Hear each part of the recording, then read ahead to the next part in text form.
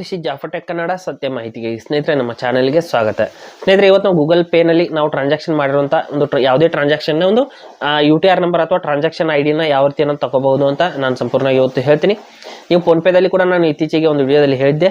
ಅದೇ ರೀತಿ ಗೂಗಲ್ ಪೇನಲ್ಲೂ ಕೂಡ UTR ನಂಬರ್ನ ನೀವು ತಗೋಬಹುದು. ಟ್ರಾನ್ಸಾಕ್ಷನ್ ನಂಬರ್ ಅಥವಾ UTR ನಂಬರ್ನ ನೀವು ತಗೋಬಹುದು. ಯಾವ ರೀತಿ ಅಂತ UPI UTR ನಂಬರ್ ಯಾವ ರೀತಿ ಇದೆ, ಗೂಗಲ್ನ ಒಂದು ಟ್ರಾನ್ಸಾಕ್ಷನ್ ID ಯಾವ ರೀತಿ ಇರುತ್ತೆ ಸಂಪೂರ್ಣವಾಗಿ ನಾನು ಇವತ್ತು ಹೇಳ್ತೀನಿ. ಹಾಗೆ ನಮ್ಮ ಚಾನಲ್ಗೆ ಮೊದಲು ಬಂದಿದ್ದರೆ ದಯವಿಟ್ಟು ನಮ್ಮ ಚಾನಲ್ನ ಸಬ್ಸ್ಕ್ರೈಬ್ ಮಾಡಿ ಮತ್ತು ಪಕ್ಕದಲ್ಲಿರುವಂಥ ಬೆಲ್ ಐಕನನ್ನು ಪ್ರೆಸ್ ಮಾಡಿ ನಮ್ಮ ತಂತ್ರಜ್ಞಾನ ಆಧಾರಿತ ಬೃಹತ್ ಕುಟುಂಬದ ಸದಸ್ಯರಾಗಿ. ಸ್ನೇಹಿತರೆ, ಮೊದಲು ಗೂಗಲ್ ಪೇ ಆ್ಯಪ್ನ ಓಪನ್ ಮಾಡ್ಕೊಳ್ಳೋಣ. ಗೂಗಲ್ ಪೇ ಆ್ಯಪ್ನ ಓಪನ್ ಮಾಡಿಬಿಟ್ಟು ಯಾವ ರೀತಿ ನಾವು ಟ್ರಾನ್ಸಾಕ್ಷನ್ ನಂಬರ್ನ ಯಾವ ರೀತಿ ನಾವು ತಗೋಬಹುದು ಅಂತ ನಾನು ಹೇಳ್ತೀನಿ. ಇಲ್ಲಿ ನೋಡಿ, ಓಪನ್ ಮಾಡಿದ ನಂತರದಲ್ಲಿ ಸ್ವಲ್ಪ ಕೆಳಗಡೆ ಬಂದುಬಿಟ್ಟು ನೀವು ಇಲ್ಲಿ ಟ್ರಾನ್ಸಾಕ್ಷನ್ ಹಿಸ್ಟ್ರಿನ ಓಪನ್ ಮಾಡ್ಕೊಳ್ಳಿ.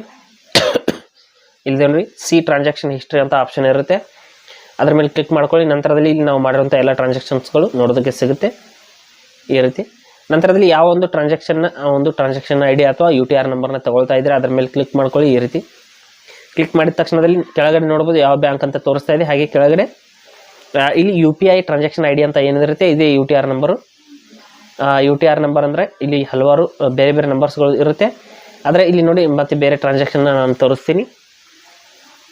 ಇಲ್ಲಿ ಕೆಳಗಡೆ ಬಂದುಬಿಟ್ಟು ಮೊದಲು ಮೇಲ್ಗಡೆ UPI ಟ್ರಾನ್ಸಾಕ್ಷನ್ ID ಅಂತ ಏನಿದೆ, ನಿಮಗೆ UTR ನಂಬರ್ನ ಯಾರಾದರೂ ಕೇಳಿದರೆ ಅದೇ ನಂಬರ್ನ ನೀವು ಕೊಡಬೇಕಾಗುತ್ತೆ. ಇಲ್ಲಿ ಬೇರೆ ಬೇರೆ ನಂಬರ್ಸ್ ಇರುತ್ತೆ, ಆದರೆ ಮೇಲ್ಗಡೆ ಇರುವಂಥ ನಂಬರನ್ನೇ ನೀವು ಕೊಡಬೇಕಾಗುತ್ತೆ, ಅದೇ UTR ನಂಬರು.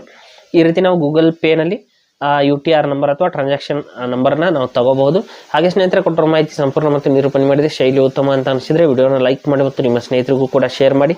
ಹಾಗೆ ಇದ್ರ ಬಗ್ಗೆ ಸಮಸ್ಯೆಗಳು ಡೌಟ್ಗಳಿದ್ದರೆ ಕಮೆಂಟಲ್ಲಿ ಅವಶ್ಯವಾಗಿ ತಿಳಿಸಿ. ಮುಂದಿನ ವಿಡಿಯೋದಲ್ಲಿ ಮತ್ತೊಂದು ಹೊಸ ವಿಷಯದೊಂದಿಗೆ ಇದೇ ರೀತಿ ನಿಮ್ಮ ಮುಂದೆ ಬರ್ತೀವಿ. ಅಲ್ಲಿವರೆಗೂ ಟೇಕ್ ಕೇರ್.